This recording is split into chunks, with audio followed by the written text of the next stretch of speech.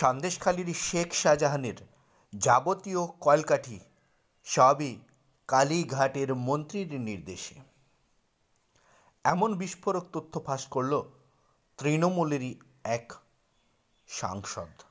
সম্প্রতি সন্দেশখালির শেখ শাহজাহানকে নিয়ে গোটা রাজ্য রাজনীতি যখন টালমাটাল, তখন তৃণমূলের এক সাংসদের এহেন বিস্ফোরক রিপোর্টে মন্তব্যে কেঁপে গেল রাজ্য।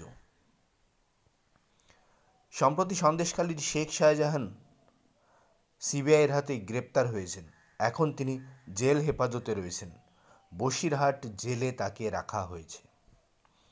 এই অবস্থায় সন্দেশখালির ঘটনা প্রসঙ্গে ইডি এবং সিবিআই যখন সাঁড়াশি আক্রমণ চালাচ্ছেন, তখনই রাজ্য রাজনীতিতে একটি দুর্দান্ত চিত্রনাট্যর পরিবর্তন দেখা গেল।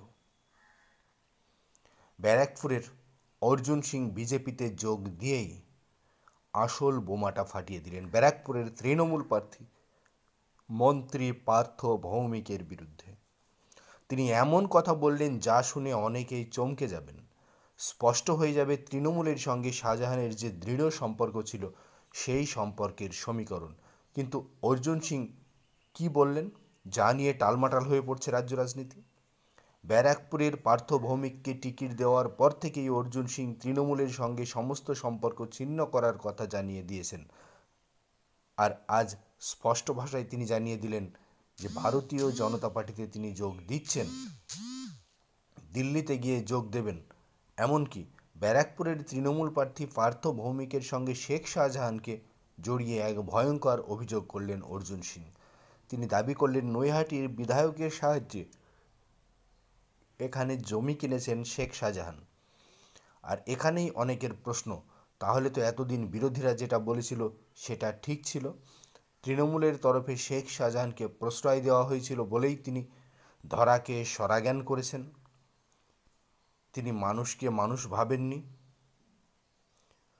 অর্জুন সিংয়ের এই মন্তব্যের পর সন্দেশখালির অত্যাচারী বাহিনীর পেছনে পার্থ ভৌমিকের আশীর্বাদের হাত ছিল কিনা সেটাও তদন্ত করে দেখা উচিত সিবিআইয়ের বলে দাবি করেছেন একাংশ।